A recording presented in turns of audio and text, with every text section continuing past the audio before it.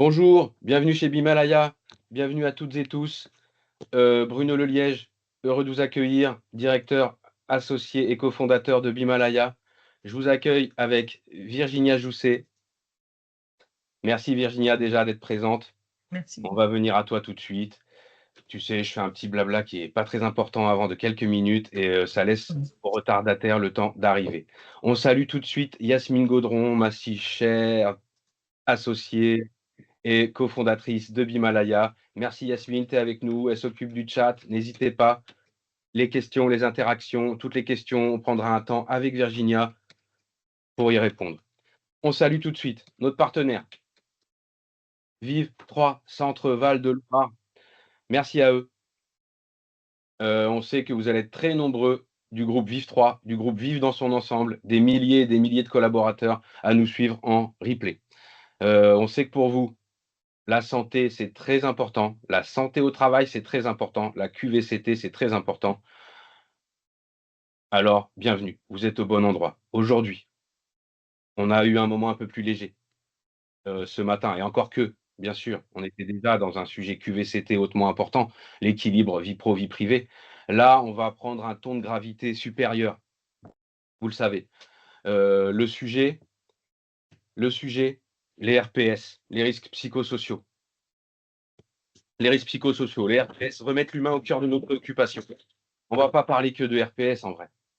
On va parler aussi de l'échelle max des RPS, on va parler de harcèlement. On va parler de harcèlement institutionnel.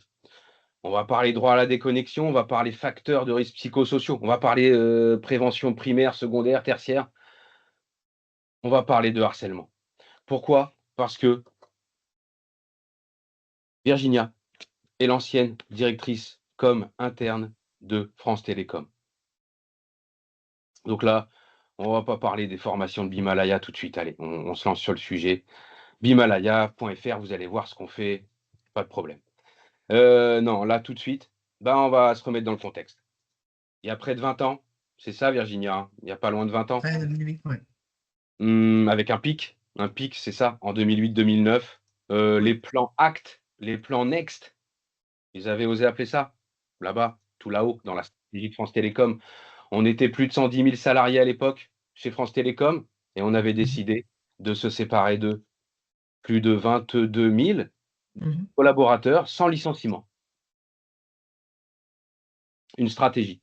Une stratégie qui maintenant, a été jugée, hein. Tout ça a été jugé, donc on va parler de tout ça librement avec Virginia. Mmh. Il y a pas de problème. Ça a été jugé. Vous le savez, il y a des personnes sous écrou. Les plans ACT et Next, on voulait se libérer de 22 000 des 110 000 collaborateurs de France Télécom. Comment? On va les forcer à partir, on va les dégoûter, hein, c'est un peu ça et je vais pas spoiler, hein, c'est Virginia qui va nous raconter. Mais c'est ça le sujet aujourd'hui. Donc un sujet très lourd, un sujet grave. Il y a pas eu que des démissions, vous le savez tous. Il y a eu des morts, il y a eu des suicides au travail. Plus de 30 tentatives de suicide au travail sur cette seule période, 2008-2009. Tout de suite, Virginia Bimalaya s'associe pour une pensée, bien sûr, à toutes Ouais, les victimes de ce drame humain, à toutes leurs familles. On élargit, on a une pensée à toutes les victimes du travail, victimes de la souffrance au travail, où qu'elles soient. On sait qu'en France, on a notre lot, on n'est pas les meilleurs, malheureusement. Les classements OCDE, les classements de l'Union européenne nous le rappellent année après année. Installez-vous bien, ça va être un moment riche, un témoignage riche. On remercie tout de suite Virginia d'avoir accepté cette invitation et on l'a annoncé un peu dans les réseaux, mais c'est un moment exclusif et inédit, c'est vrai, puisque mmh. c'est la première fois c'est la première fois que Virginia, nous offre, se permet, s'octroie le droit de parler de tout ça en public. Vous avez compris la pesanteur, que le sujet est présent. Virginia témoigne, Virginia nous raconte son expérience vue de l'intérieur et nous livre quelques enseignements. Virginia, je te remercie encore pour ta présence. Je t'en prie. J'en fais pas plus, je te laisse tout de suite la parole. Prends ton OK, temps, mets-toi à l'aise. Bienvenue encore OK, Virginia, c'est un plaisir de t'avoir à nos côtés. merci. Merci beaucoup. Je vais d'abord vous partager en fait le sujet sur lequel on va échanger pendant un petit moment déjà. Alors, hop, je pense que vous l'avez maintenant à l'écran. Alors, c'est effectivement la chose qui est la plus importante selon moi, c'est de remettre l'humain au centre des préoccupations. Ça veut dire qu'aujourd'hui, ça s'inscrit dans agir, mais vraiment et concrètement pour préserver la santé mentale, mais physique aussi, des personnes au travail. Mais alors, c'est pas dans est-ce qu'on le fait? Non, non, c'est en vrai. Comment est-ce qu'on agit aujourd'hui concrètement? Alors, vous allez me dire, mais pourquoi est-ce que je veux vous en parler aujourd'hui? Alors oui, c'est la première fois que j'en parle aujourd'hui, pardon, parce que on ne devrait jamais littéralement se tuer au travail. Ça ne peut pas exister.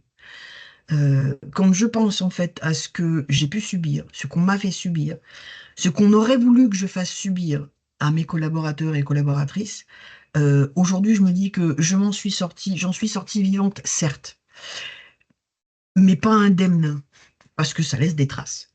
Pourquoi ça laisse des traces? Bah, quand vous voyez en fait, quand vous êtes convoqué dans une agence qui est dans le 15e pour vous dire il faut absolument que tu viennes parce que là il y a quelque chose qui colle pas, ouais, la chose qui colle pas, c'est une collaboratrice qui se jette par la fenêtre.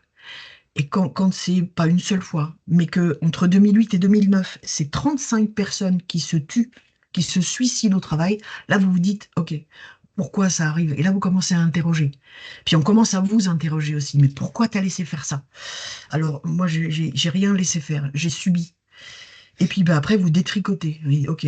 Donc Patricia, pour la nommer, on lui a mis des objectifs qui étaient mais proprement inatteignables. Sauf qu'on savait qu'on mettait des objectifs pardon, inatteignables. Faut pas oublier que ce soit, je vais citer leur nom parce qu'aujourd'hui c'est jugé et que ces personnes-là, il faut citer leur nom autant que possible, voire les écrire dans les journaux pour que jamais plus ça n'arrive. C'est Louis-Pierre Vénès, c'est Didier Lombard et c'est Olivier Barthelot. Trois personnes auxquelles j'ai eu affaire et qui ont voulu m'obliger à faire des choses qu'il était hors de question que je fasse. Parce que pour moi, l'humain compte. Pour eux, non, mais pour moi, oui. Il a toujours été au centre des préoccupations et il le sera toujours. Il fallait faire partir 22 000 personnes sans licenciement. Ça veut dire quoi? Ça veut dire fixer des objectifs qu'on savait pertinemment pas atteignables. Ça voulait dire manager par la terreur. Ça voulait dire les appeler matin, midi et soir pour dire, bon alors, elle est où ta présentation? Ils sont où les résultats? Ils sont où les objectifs? C'était ça vraiment. C'était cette ambiance-là tout le temps. C'était par exemple mettre des réunions d'objectifs commerciaux à 17 heures le soir, quand on savait pertinemment que ça durerait jusqu'à 21 heures. C'est ce genre de choses. Donc ça, pour l'avoir subi, c'est hors de question. Sauf qu'un jour, lorsque j'ai poussé la porte de Monsieur Stéphane Richard, ancien directeur de France Télécom, en lui disant je vais démissionner, je démissionne. Et qu'on m'a dit mais pourquoi tu fais ça? J'ai dit parce que moi je ne cautionne pas ce que vous faites. Ma déontologie personnelle, humaine, m'interdit aujourd'hui de cautionner ce que vous faites. Non seulement je ne le cautionne pas, mais je vais le dénoncer. Donc comme il y a eu effectivement ce pic en 2008-2009 de suicide, parce qu'eux, ils ont appelé ça une vague de suicide. C'est pas une vague et on n'est pas à la plage, on est dans la vraie vie. Je leur ai simplement dit, vous êtes responsable et vous avez tué ces personnes. Je ne cautionne pas. Aujourd'hui, je démissionne. Et quand j'ai entendu, de toute façon, on va pas te faciliter la tâche, on va te pousser à bout comme on a fait pour les autres. Parce que ce qu'il faut se dire aussi, c'est que ces personnes-là, lorsqu'ils se sont dit qu'il fallait effectivement pousser vers la porte 22 000 personnes, c'était à coup de, et personnellement, hein, pour avoir bien entendu ça, on va les pousser à bout, de toute façon, ils vont craquer, on va les faire craquer. C'était ça. Ok. Donc, avec tout ce que j'ai pu vivre, je leur ai dit, écoutez, vous avez tué des gens, vous allez payer pour ça, mais ce sera sans moi. Et tant que je pourrai vous combattre, je vais vous combattre. Donc, ça a donné en fait le webinaire d'aujourd'hui. Comment est-ce qu'on remet l'humain au centre des préoccupations, pardon, et comment on peut repérer ces risques psychosociaux, quels sont les red flags, et comment est-ce qu'il faut se défendre et se préserver. Ne jamais oublier que la chose la plus importante, c'est l'humain. Donc, j'aurais pu mourir 10 fois, sauf que non. Alors, je ne vous cache pas, il y a eu des pressions, il y a eu des, des anxiolytiques, des ce que vous voulez, pendant 18 mois, ça a duré. Sauf que j'ai sorti la tête de l'eau avec le prince charmant que j'ai épousé. Cherchez pas les filles, il n'y a que moi qui ai un prince charmant ici. Et que sans cette personne-là, je ne serais pas là aujourd'hui. Je ferais partie des 35 suicides. Sauf que bah, ça vous endurcit, puis ça vous met une carapace.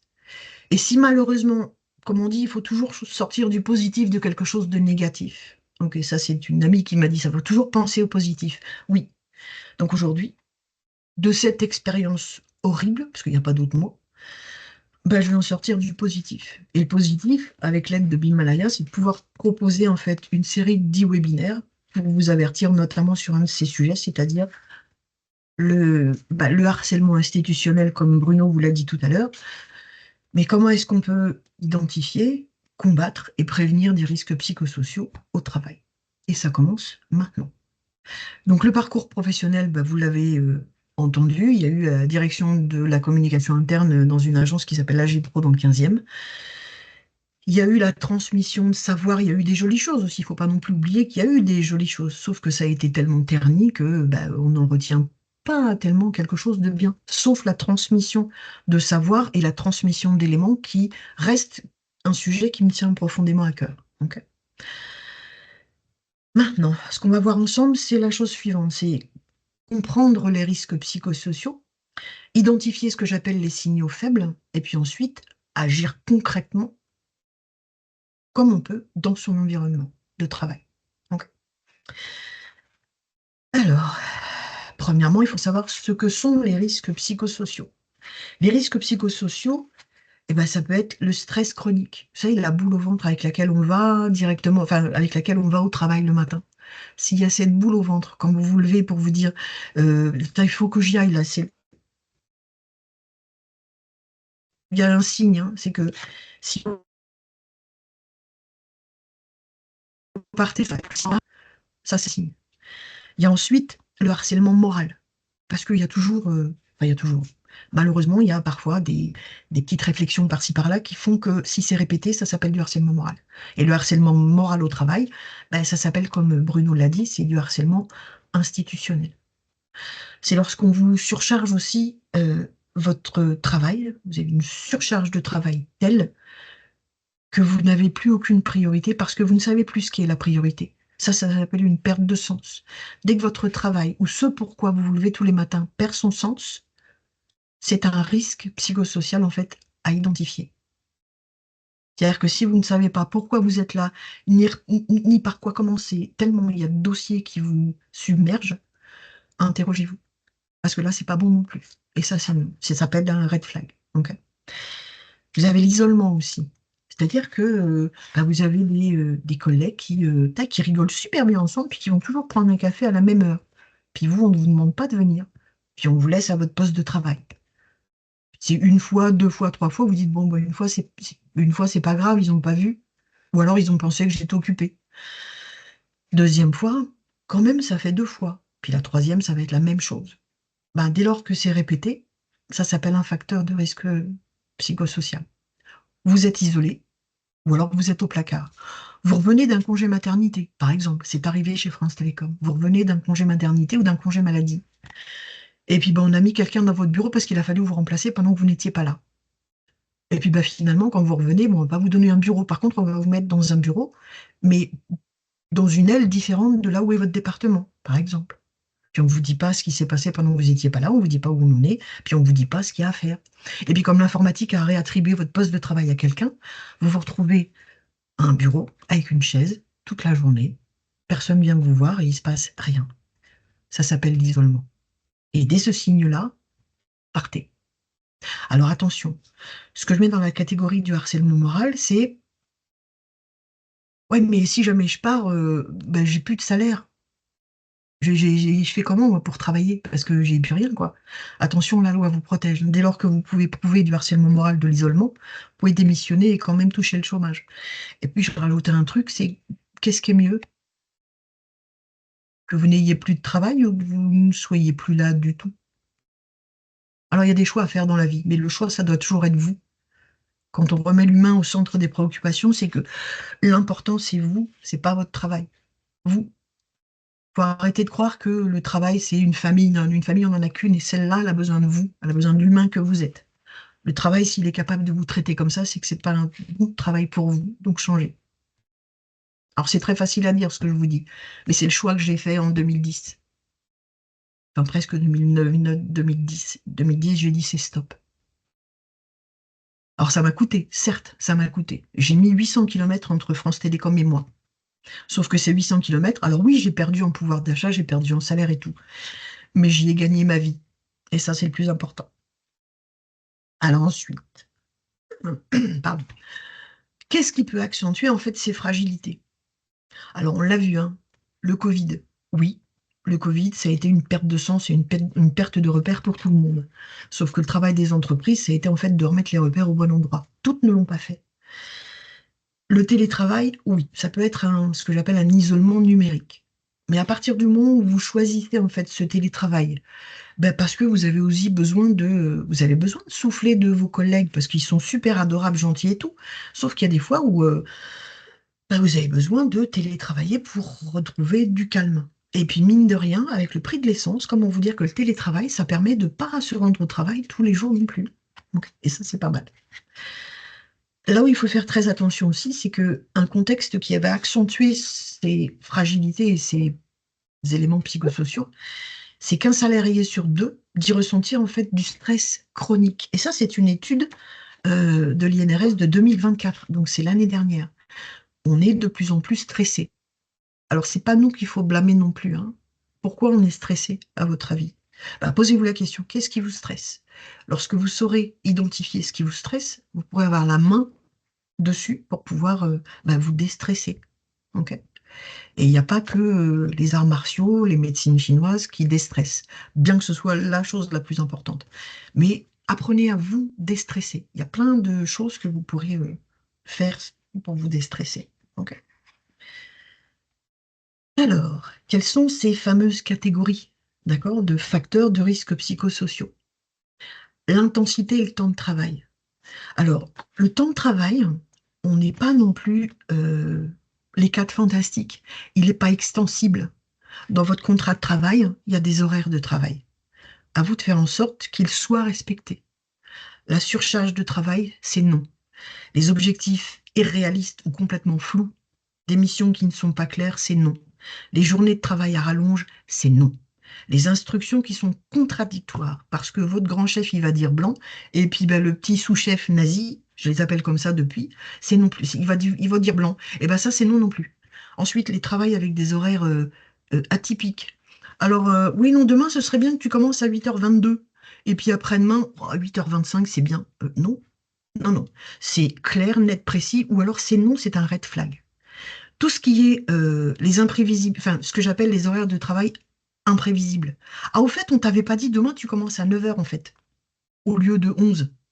Non, non plus. C'est non. Vous n'êtes pas corvéable à merci. Ok. Ça, c'était chez France Télécom. Corvéable à merci. Non. C'est juste, c'est un red flag, c'est non. Vous avez des missions, vous avez une fiche de poste, des horaires, un contrat de travail. Tout ce qui en sort, c'est non. Ça ne veut pas dire que de temps en temps, on ne peut pas rendre service. Mais c'est le de temps en temps qu'il ne faut pas oublier. Le de temps en temps, c'est pas comme les péages, hein. C'est pas interminable. C'est une fois, c'est one shot, c'est pas deux. L'exigence émotionnelle, les, les, les tensions dans une équipe. C'est-à-dire quand vous arrivez au bureau, je l'ai vécu chez France Télécom, vous arrivez au bureau et que la personne en face de vous, vous avez juste envie de lui retourner un aller-retour de première, ben non, ça c'est pas possible. Si quand vous arrivez au travail, la seule chose que vous avez envie de faire quand vous voyez votre collègue, c'est de le puniser contre un mur, ben c'est que ça va pas, hein. Il faut changer de collègue ou il faut changer de travail, mais c'est non, c'est pareil, c'est un red flag. Le manque d'autonomie, même chose. Votre patron, il vous dit, ouais, par contre, t'écris rien. J'ai commencé chez France Télécom à petite échelle. J'étais responsable d'un magazine qui s'appelait Open Links. Et il fallait que je réalise, alors tout en anglais, parce que c'est ma langue maternelle à moi, il fallait que je rédige donc des articles après interview, et c'était donc un magazine Open Links. Et j'avais à l'époque, quand j'ai commencé tout petit, en 1998, parce que je suis un dinosaure, il fallait que j'écrivais des articles. Et ben j'avais ce petit chef, dont je vais taire le nom parce que lui n'est pas condamné bien qu'il aurait pu. Il fallait qu'il corrige, enfin, en anglais. Il avait un niveau, enfin bref, de maternelle peut-être, je ne sais pas. Il corrigeait systématiquement tous les articles que j'écrivais. Donc forcément, un magazine qui devait sortir, je ne sais pas moi, le 2 du mois, sortait le 15. Jusqu'au jour où j'ai tapé du poing sur la table en lui disant que j'avais un niveau en anglais qui était largement supérieur au sien, et ça n'était pas de la prétention, parce que j'en suis incapable, mais que si j'avais la responsabilité de ce magazine, eh ben, il allait me foutre la paix et me laisser autonome. Point. Eh ben, je peux vous dire que de ce moment-là, mais il a fallu que je tape du poing sur la table pour dire, OK, je suis autonome, tu me laisses tranquille. Point. Pareil, si ça se passe comme ça avec votre boss, ben, c'est pareil, c'est un risque qu'il faut identifier. Vous avez aussi les rapports les rapports avec la hiérarchie qui se détériorent. C'est-à-dire qu'un matin, enfin tous les lundis matins, il y a petit café de service. Très bien. Jusque-là, tout va bien, tout le monde rigole ensemble, tout va très bien, votre boss pareil. Et puis, 2 ou 3 matins de suite, il vous tire une tronche, mais pas permise. Là, vous dites, attendez, j'ai fait quoi? Ah bah vous savez pas, lui, il sait, hein, sûrement, parce que c'est lui le chef, donc lui, il sait. Dès lors que ça se passe comme ça et que vous n'avez aucune espèce d'explication, c'est que c'est un red flag. Si lors de vos entretiens annuels, professionnels, on ne vous dit pas trop ce qui va se passer, vous n'avez pas trop d'objectifs, de perspectives de carrière ou de choses comme ça, c'est pareil, ça s'appelle un red flag et ça s'appelle, encore une fois, du harcèlement moral au travail. Donc, comme le disait Bruno tout à l'heure, ça fait partie du harcèlement institutionnel. Ok. Le cinquième, c'est ce que j'appelle moi les conflits de valeurs. Personne ne valorise votre travail jamais. Il n'y a aucune reconnaissance de ce que vous faites. Il n'y a aucune reconnaissance pour vos idées. On ne tient pas compte de ce que vous dites. On ne tient compte de rien en ce qui vous concerne. Ça s'appelle un conflit de valeurs. Et là, c'est pareil. C'est un red flag. Sortez de suite. Et puis l'insécurité au travail, c'est pareil. C'est ne pas savoir de quoi sera fait demain.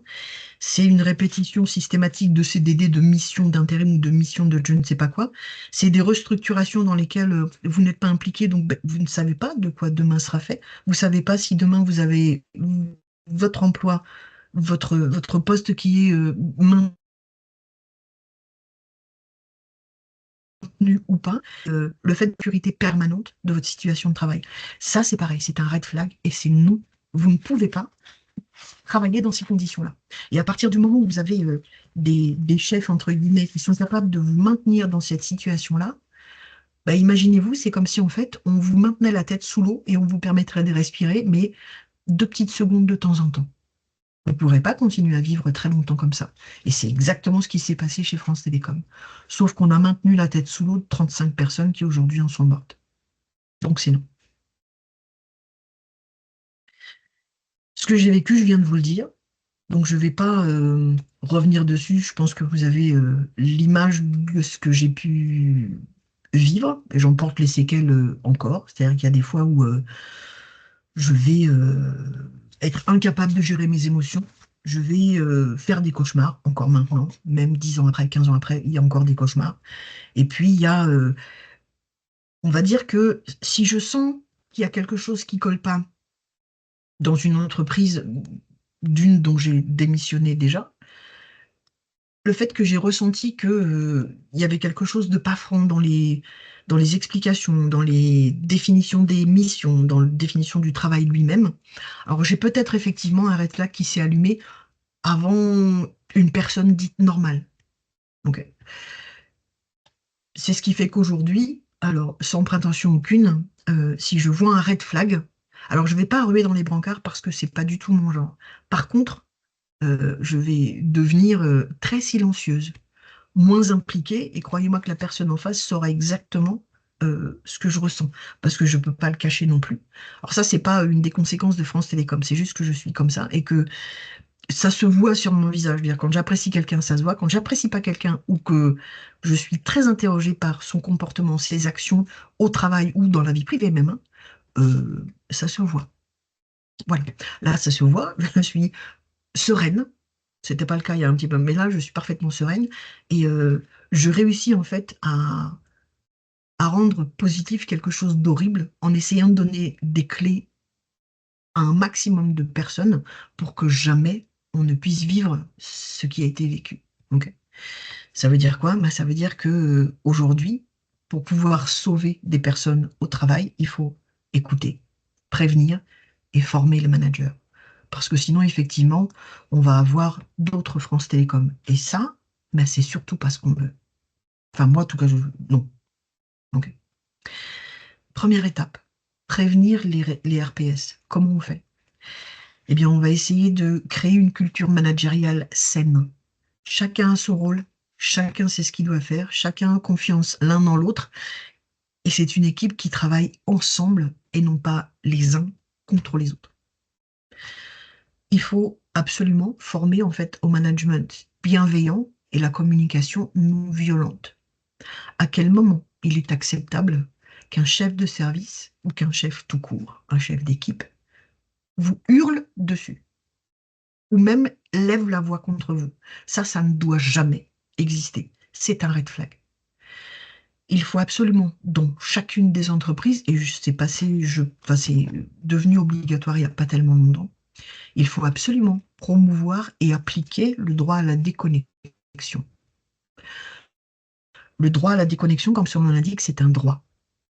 Donc si vos horaires de travail, c'est 9h, 18h, à 18h01, vous ne répondez plus au téléphone, puisque c'est votre vie privée qui prend le relais, pas votre vie professionnelle.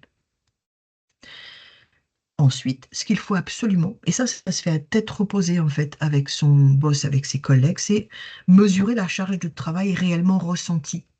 Arrêtez ou arrêtons de se prendre pour des Wonder Woman ou des Supermans. On ne peut pas tout faire. Il y a ce qu'on peut faire, et il y a ce qu'on voudrait faire pour plaire. Non, arrêtez de vouloir plaire. Le travail, ça n'est pas votre famille. C'est un endroit où effectivement, il fait bon vivre, mais justement, le bon vivre, c'est réservé à votre vie privée. Au travail, ayez l'intelligence, qu'elle soit émotionnelle ou intelligence tout court, de mesurer correctement votre travail, votre charge de travail ressentie. Et ça se fait avec votre boss. Votre boss, vous êtes parfaitement autorisé et capable de lui dire ça, je peux pas, parce que si je m'occupe d'absolument tout, je vais courir 5000 lièvres en même temps, sauf que les missions, elles ne seront pas toutes terminées. Donc, il vaut mieux la qualité que la quantité. Non seulement ça va vous sauvegarder vous, mais ça va sauvegarder votre emploi.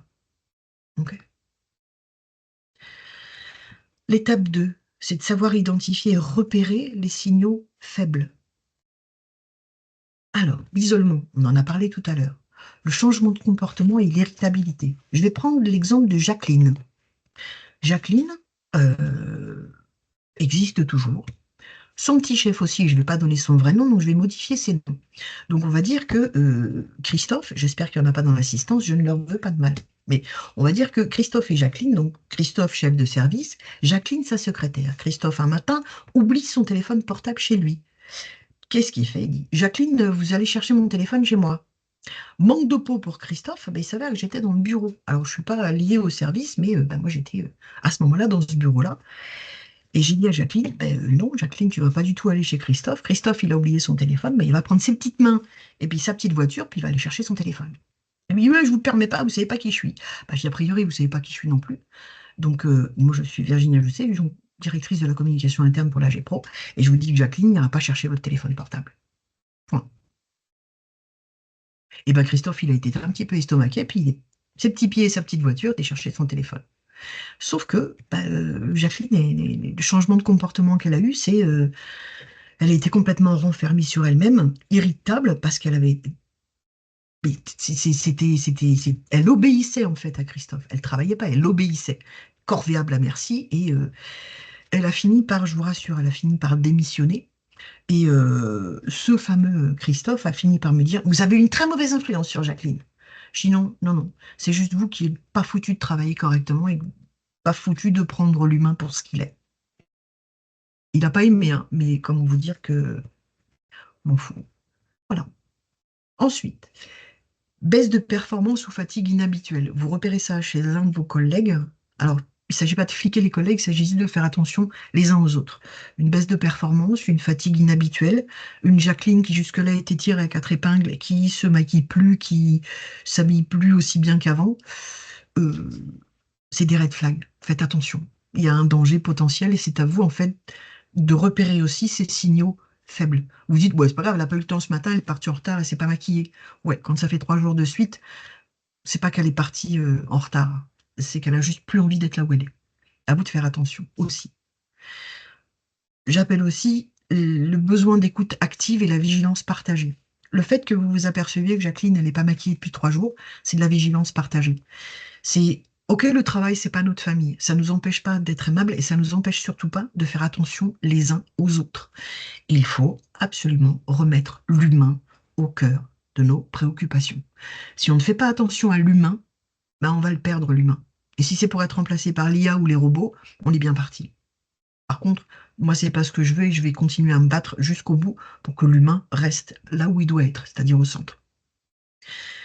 Ensuite, vous avez aussi le bon manager. Bah, lui, il observe plutôt que de contrôler. C'est-à-dire que si le manager, il se dit, ah mince, qu'est-ce qui se passe avec Jacqueline?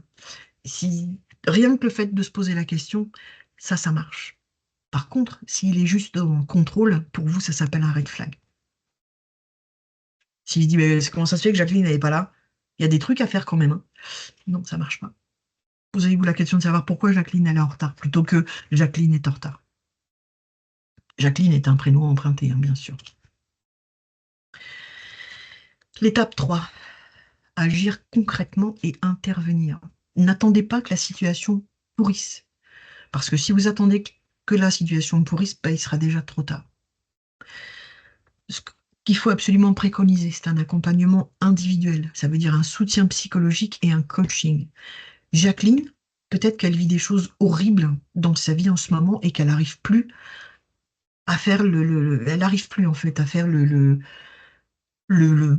professionnel, le personnel. Il y a tout qui est mélangé et elle ne sait plus où on en est en fait, Jacqueline. Bah, le but du jeu, c'est de l'accompagner et puis de la coacher. Un coaching personnel, ça existe, un coaching professionnel, ça existe aussi. Et ça devrait être au sein de toutes les entreprises. Il y a quelque chose qui ne va pas avec un des salariés, il devrait pouvoir avoir accès à un soutien psychologique. Okay. Ensuite, c'est prendre des mesures concrètes. C'est par exemple une réorganisation adaptée, des changements de poste, des ajustements de mission ou de charge ou même de rôle. Dans votre sphère de collègues, il y a un collègue qui arrive et qui il vient d'être diagnostiqué TDA. Alors, je veux pas, il n'y a pas de mode de quoi que ce soit. Non, il vient d'être diagnostiqué TDA. Et bien, un TDA, ça a besoin de réorganisation de son poste de travail, mais adapté. Il n'est pas moins capable que les autres. Il est juste pas capable de la même façon. Il est capable, pas de la même façon. C'est pareil. Il appartient au RH de faire attention à ça. Une maman qui est enceinte, c'est une fille, ça fait 10 ans qu'elle essaye de concevoir. Et là, pourquoi pas réorganisation adaptée, changement de poste ou alors diminution de la charge de travail. Tout ça, ça fait partie en fait du repérage et des agissements qu'on peut avoir contre ces risques psychosociaux. Si elles ne se sentent pas considérées, si ces personnes ne se sentent pas considérées, vous allez les perdre et elles vont se perdre elles-mêmes. Ça, c'est ce qu'on veut éviter. Ce qu'il faut préconiser et mettre en avant tout le temps, c'est le fameux dialogue social proactif. Ça veut dire les LUCE, l'implication des managers et l'implication des RH. Sans implication de chacun des salariés, quel que soit son poste, quel que soit son grade, quel que soit son sexe, sa religion, c'est des êtres humains avant tout. S'il n'y a pas l'implication de tous les humains, ça ne fonctionnera pas. Et ça, c'est ce qu'il faut qu'on arrive à faire. Aujourd'hui, il faut arrêter avec les sujets tabous. Non, il n'y a plus de tabou. Il n'y a qu'une seule chose qui compte, c'est l'humain et la communication. Et si on ne communique pas les uns avec les autres, on ne va pas y arriver. C'est-à-dire que vous pouvez communiquer avec vous-même, hein, mais alors vous allez être emmené par les gens avec des blouses blanches, les manches dans le dos. Hein. Communiquer les uns avec les autres, c'est le plus important. Ça vous permet d'agir concrètement et d'intervenir s'il y a un collègue qui ne va pas bien. Si vous voyez un collègue qui ne va pas bien, qui a l'air juste pas réveillé, ça va, Michel? Oui, oui, ça va. Non, non. Posez-lui la question. En vrai, Michel, ça va comment? Mais en vrai, vous n'aurez pas la même réponse. Pour l'avoir déjà pratiqué, vous n'aurez pas la même réponse. Demandez à quelqu'un si ça va, ouais, il va vous répondre, oui, ça va. Puis vous allez passer à autre chose. Regardez-le bien dans le blanc des yeux, l'écoute active si vous avez entendu parler, et demandez-lui en vrai comment ça va. vous verrez. Alors, replacer l'humain au centre, les visions et les engagements qu'on peut avoir. Il faut dépasser la culture de la performance à court terme. Oui, la productivité est importante, oui, les résultats d'une entreprise sont importants. Mais si vous n'avez personne pour accomplir ces résultats, vous allez vous retrouver tout seul dans votre entreprise, vous serez content que vous avez une entreprise, mais vous n'avez personne d'engagé à vos côtés. Pour engager une personne à vos côtés, il faut qu'elle ait confiance en vous. Et la confiance, ça passe par toutes les étapes qu'on vient de voir. Donc, ce qui, à mon sens, devrait être obligatoire dans une entreprise aujourd'hui, quelle que soit l'entreprise, quel que soit le nombre de salariés, c'est de créer ce que j'appelle une organisation de la vigilance partagée. On ne vous parle pas de vigilance, d'accord, ou de milice, ou de... Non, de vigilance partagée. Ça veut dire, faites attention les uns aux autres. Je ne dis pas de vous scruter de la tête aux pieds dès que vous passez la porte de l'entreprise, mais juste, faites attention à l'humain qui partage votre bureau. Ensuite, c'est de valoriser la solidarité en entreprise, le respect, l'écoute active, l'empathie. Dans l'écoute active, il y a l'écoute. L'écoute active, la vraie. Pas ça va aujourd'hui? Et puis vous discutez avec quelqu'un, vous n'attendez pas la fin de la réponse. Non, c'est vraiment l'écoute active. Vous posez une question, eh ben, restez jusqu'à la fin de la réponse et soyez concerné par ce qu'on vous dit. Si vous posez la question, attendez la réponse. Et puis, aujourd'hui, en fait, les entreprises qui, à mes yeux, ont le plus de valeur, c'est celles qui s'engagent et qui osent la bienveillance. Oui, on a le droit d'être bienveillant avec les personnes qui nous entourent. Sauf que bienveillant, c'est pas juste lui demander comment elle va le matin. C'est prendre en compte le fait que, elle est enceinte. Donc, on va pas la faire cavaler dans toutes les ailes de l'entreprise. Ou alors, elle est un petit peu fatiguée parce que ses parents, il y a l'un de ses parents qui se retrouve à l'hôpital et puis qu'elle fait les allers-retours à l'hôpital en fait tous les jours. Ça veut dire être capable de bienveillance et de réduire sa charge de travail pour qu'elle puisse s'occuper de la personne qui a besoin d'aide. C'est tout ça. Ok. Ça, c'est pour moi des entreprises qui sont bienveillantes, ok, qui osent la bienveillance et qui vont durer. Ok. Je rajouterais d'ailleurs une petite chose, c'est que on n'est pas obligé de faire la transformation en une seule fois. Mais par contre, si on s'engage réellement et qu'on y va petit pas par petit pas, c'est comme ça que ça se construit. Rome, c'est pas construit en un jour. Une entreprise responsable non plus. Ça se construit petit à petit en suivant en fait toutes les étapes que je viens de vous énumérer. Et je pense qu'il n'y a que comme ça qu'on va pouvoir y arriver et revaloriser en fait l'humain. Alors, qu'est-ce qu'il faut absolument faire pour que ça puisse se construire petit à petit? Ce que j'appelle moi the call to action. Il faut, dans un premier temps, former tous les managers à la détection des RPS, même les signaux faibles. Ça veut dire que Jacqueline, si elle n'est pas maquillée, il faut s'inquiéter. Ensuite, créer et mettre en place un espace d'écoute anonyme. On a tous besoin de parler à quelqu'un. Alors, si on se dit qu'on ne va pas non plus embêter ni parler de nos problèmes en fait à notre collègue d'à côté, si vous n'avez pas envie d'en parler à la personne qui est à côté de vous, il faut que vous ayez la possibilité d'en parler dans un espace d'écoute anonyme. Okay. Il faut absolument, et ça c'est juste que c'est le number one, et que c'est essentiel, intégrer la QVCT dans la stratégie globale d'entreprise.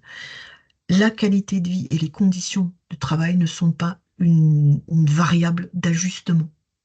C'est un élément essentiel à mettre dans toutes les stratégies d'entreprise. Et ça, c'est pas discutable. Petit pas vaut mieux qu'inaction. C'est-à-dire que c'est petit à petit qu'on va y arriver et c'est comme ça que le changement se construit. Sauf que il faut s'engager, mais dès maintenant. Parce que c'est important, et je vais encore le dire, l'humain est important et restera, à mes yeux, humain. Une vie, ça vaut quelque chose. Alors pas pour les 3 meurtriers, criminels que je vous ai cités en début d'intervention. Par contre, pour nous, on va dire que le changement, c'est maintenant. Je crois que c'est un président qui disait ça, mais moi, je vais le dire aussi. Le changement, c'est maintenant. Et on se construit ce changement, mais petit à petit. Rome, c'est pas fait en un jour. Par contre, Voilà, les clés de demain, c'est entre vos mains qu'elles sont, mais entre les mains d'humains, pas de monsieur machin, chef d'entreprise. On se fout des titres, c'est les humains qui sont importants. Voilà. Maintenant, donc place à l'échange. Il y a enfin, chaque personne ici, vous êtes nombreux à avoir assisté à ce webinaire, et c'est vous qui allez en fait garantir l'avenir des entreprises dans lesquelles vous travaillez. Ok. Et que chacun d'entre vous a une responsabilité et un pouvoir d'action pour garantir que l'humain va rester au centre et être protégé en fait au centre. Donc en fait, les acteurs de la QVCT de demain, bah, c'est vous. Ok. Pour aller plus loin, vous avez des choses qui vont être mises en place, que je vous ai préparées. Donc une fiche pratique, un petit document PDF où vous allez pouvoir identifier tous les risques RPS. Ok. Vous allez avoir dans le chat, je pense que ou Yasmine ou Bono vous mettre les liens sur l'INRS, l'ANACT et l'ARACT. Vous allez trouver des mines d'informations. Et puis vous avez 2 livres aussi, dont j'ai pas pensé à vous mettre les auteurs, mais vous les aurez dans le replay. 2 livres qui peuvent devenir vos livres de chevet. Il y en a un qui s'appelle Le prix du silence et l'autre, Le burn-out n'est pas une fatalité. Ce que je rajouterais par rapport au burn-out qui n'est pas une fatalité, c'est que ce soit le burn-out ou autre chose, c'est pas une faiblesse personnelle. Okay. Le fait que vous fassiez un burn-out, que vous ne soyez pas bien ou que vous soyez en plein dans ce que je viens de dire, ça n'est pas c'est pas une fragilité personnelle. C'est le poids et la conséquence de ce que le travail vous a fait subir. Okay. Mais en aucun cas, vous êtes le responsable. Vous êtes humain. On n'a juste pas pris soin de vous. Okay. Donc, exigez qu'on prenne soin de vous. Okay. Maintenant, je vais passer la parole en fait à Bruno pour un petit bonus et un petit quiz. Et juste peut-être j'aurais pu le dire après, mais je vais vous le dire maintenant. C'est la phrase de fin, c'est quelque chose que moi j'aime beaucoup. C'est En fait, c'est comme en médecine chinoise, l'harmonie des énergies équilibre le corps et l'esprit. Et dans les arts martiaux, la force naît de la maîtrise et du respect. Et si on ne cultive pas ce respect ensemble, il n'y aura pas de bien-être au travail. Ok. Donc, prenez soin de vous et prenez soin des autres. Voilà. Merci Virginia. Comme annoncé, un témoignage riche, plein d'émotions, plein d'enseignements. Alors, c'est pas moi qui vais prendre la parole, c'est à vous qu'on va la donner, comme le disait Virginia. On va, je vais tout simplement projeter ce quiz que Virginia nous a préparé. Vous répondez dans le chat. Virginia interagit avec vous. On restera là, bien sûr, encore pour des questions et Virginia y répondra avec plaisir. Merci, ça réagit déjà, Virginia. Je vois Mathéo qui nous remercie et qui trouve cette présentation très intéressante. Et on est bien obligé de le rejoindre. On affiche ce quiz, vous êtes tous prêts? Call to action, disait Virginia. C'est à vous de passer à l'action dans le chat. Vous répondez à ce petit quiz. Merci à tous. On reste encore ensemble quelques minutes. Bien sûr, c'est pas terminé, vous le savez. On a des petites surprises encore à la fin. Ça réagit encore. Je vois Myriam qui confirme. Nous sommes tous concernés. Elle disait Virginia.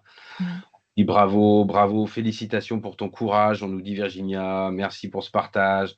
Bien sûr, ça n'a laissé personne insensible, ni ton témoignage, ni bien sûr ta personnalité, Virginia, à n'en pas. J'envoie ce quiz. Restez avec nous, bien sûr, on continue les échanges. À vous de jouer maintenant.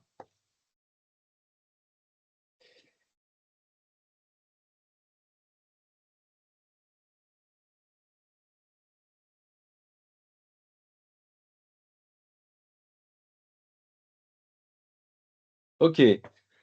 Virginia, c'est moi le speaker. Je lis les questions et puis toi, tu échanges sur les réponses. Allez, let's go. Première question, on nous dit mythe ou réalité sur la santé au travail. Question 1. Le stress est uniquement un problème individuel lié à la personnalité. Allez, à vous de répondre. Mythe ou réalité?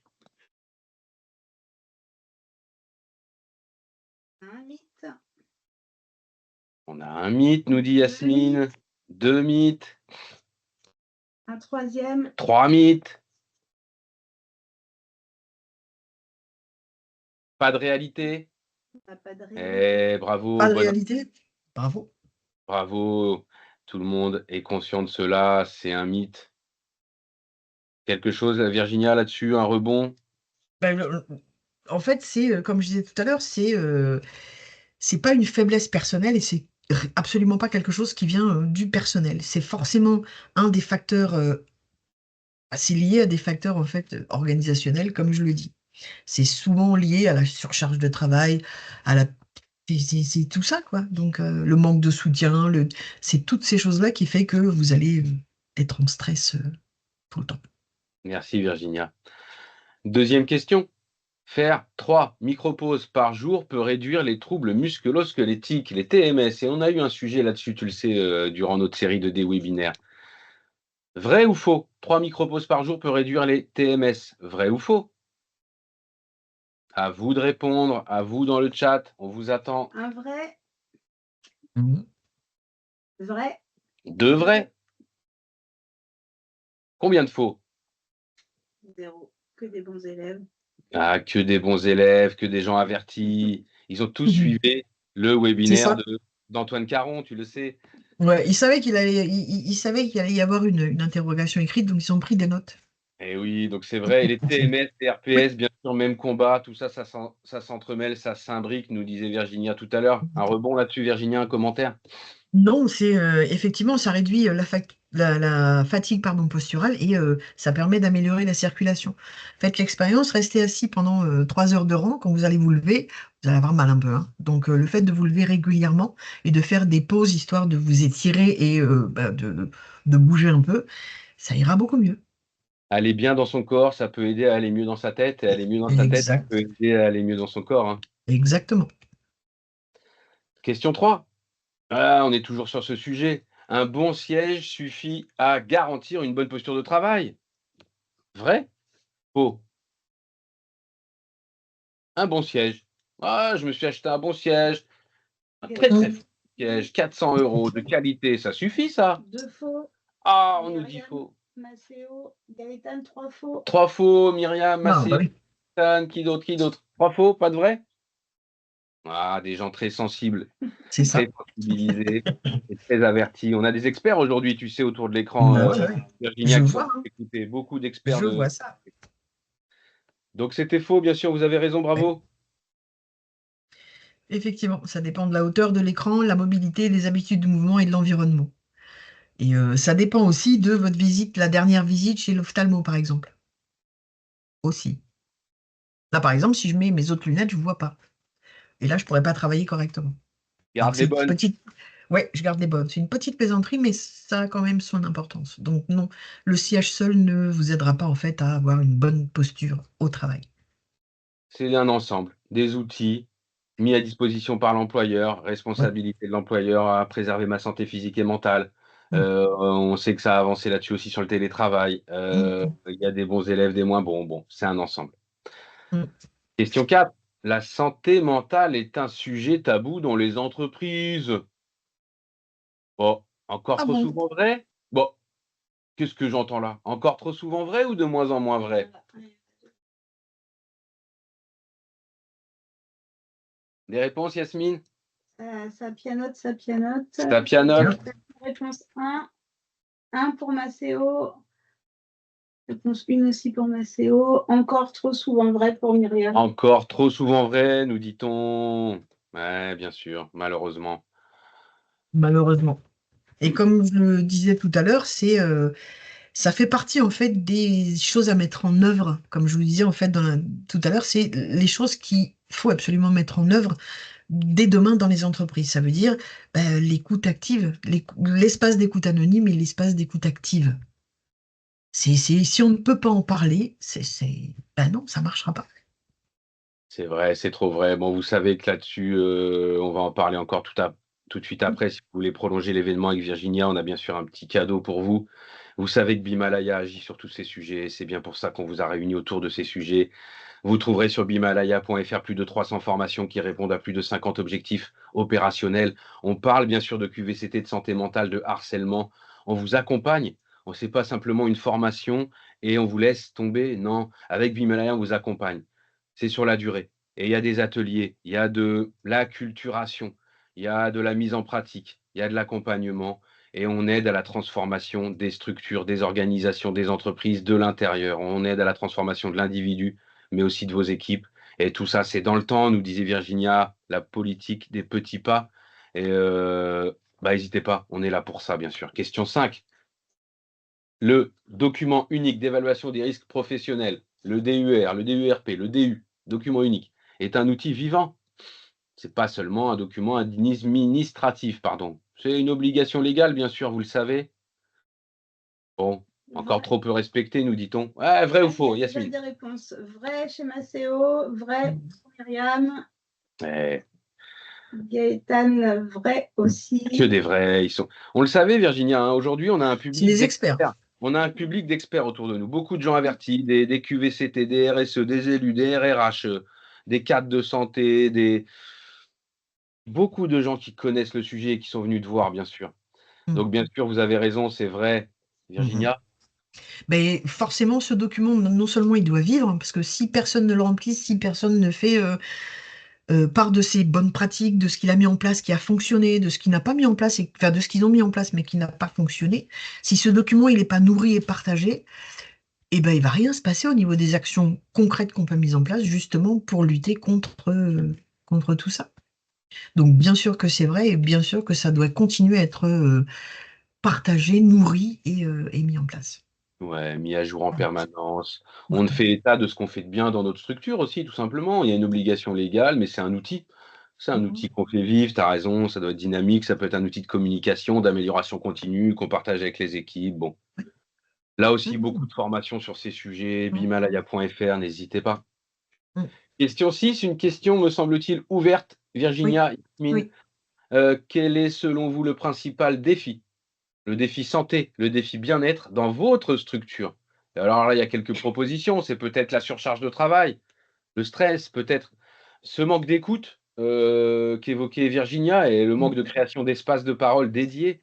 Peut-être un problème d'ergonomie, d'inconfort physique. Et là, il y a des métiers difficiles qui sont présents aussi autour de l'écran, hein. Il y a des personnes qui travaillent dans le soin, on le sait, qui sont dans le médical, qui sont dans le service à la personne, qui sont dans l'industrie, dans la logistique. On nous parle aussi, pourquoi pas, de déconnexion, Virginia l'a évoqué, problème de déconnexion lié au télétravail, par exemple. Stress, surcharge de travail, manque d'écoute, ergonomie, déconnexion. Autre, vous avez d'autres pistes, d'autres idées? C'est autre chose, le principal défi santé ou bien-être dans vos structures, quel est-il? Dites-nous. Allez, ça utilise le chat, on vous attend.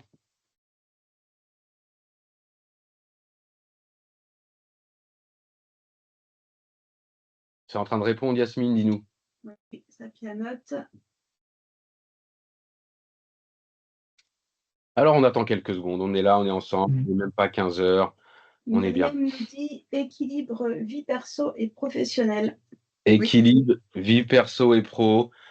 Myriam, j'espère que Myriam, vous avez assisté au webinaire de ce matin. Sinon, il sera accessible en replay. Sinon, on échange. Il y a des pistes d'action là-dessus. Si vous n'étiez pas inscrite ce matin, vous n'aurez pas accès directement au replay. Pas de panique. Dans quelques jours, sur le site bimaela.fr, dans nos formations, le pôle nos interentreprises, nos webinaires, je pense que dans quelque chose qui s'appelle Semaine de la QVCT 2025, on va retrouver tous les replays. Oui. Virginia, un mot là-dessus? Maceo nous dit quoi? Maceo pianote. Ça pianote, on l'attend. Ça pianote. Mais il a un clavier ergonomique, Maceo, il est rapide comme tout, j'en suis sûr. D'autres pistes, d'autres réponses? Les autres?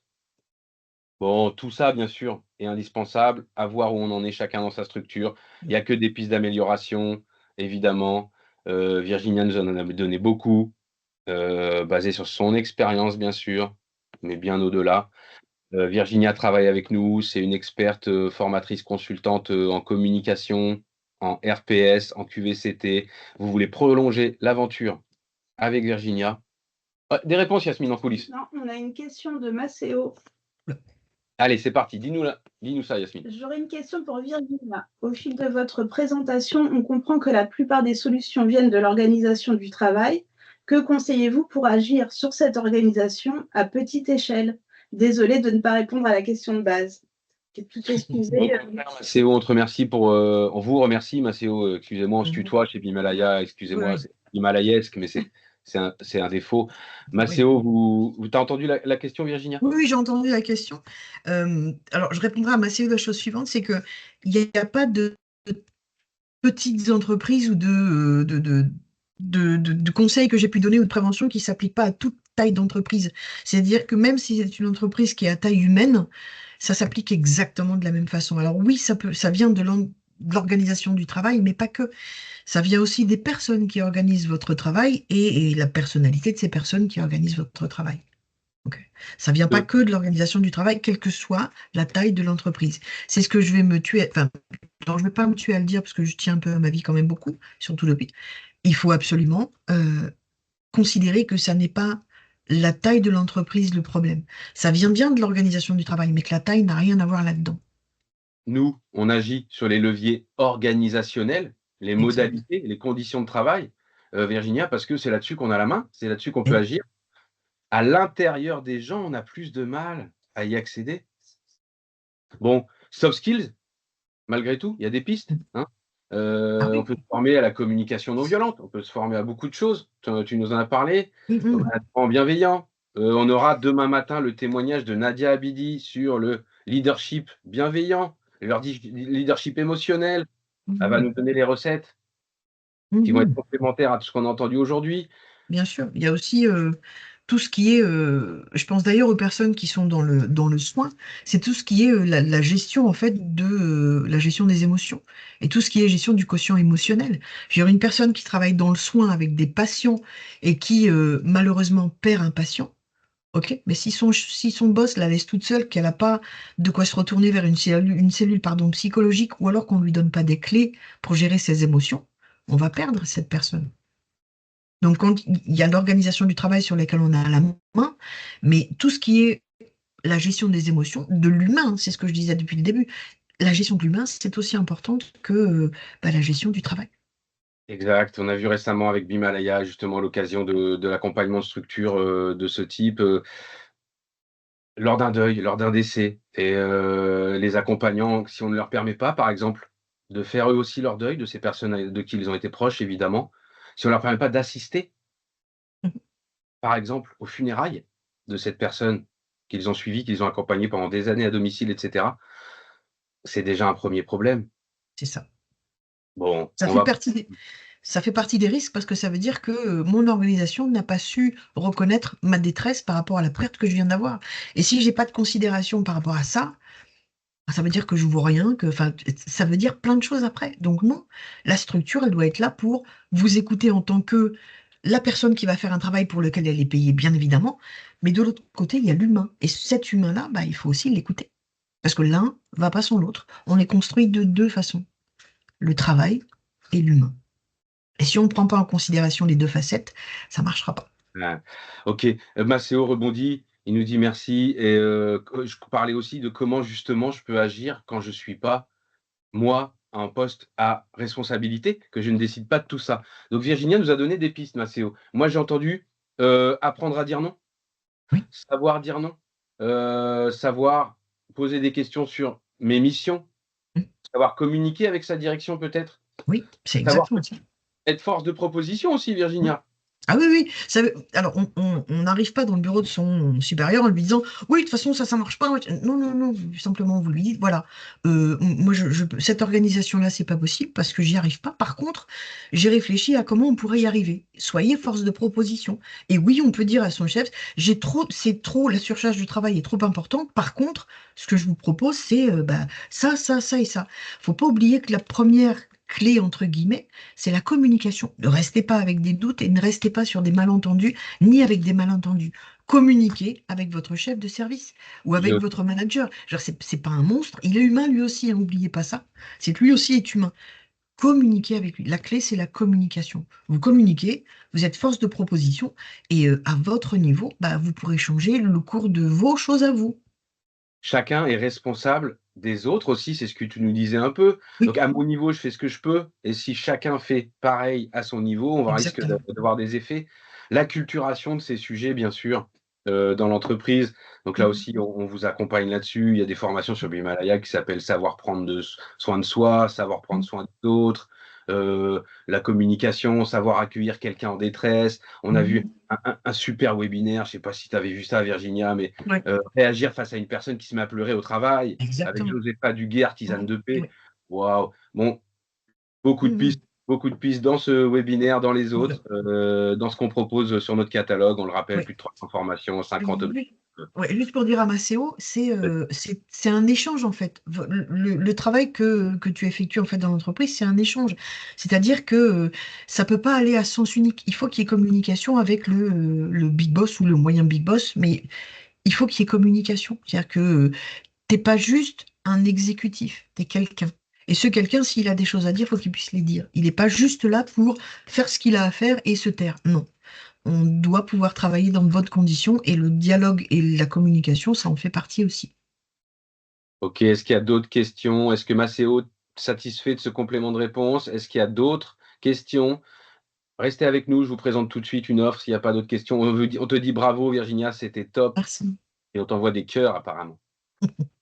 c'est gentil. On en a besoin. Oui.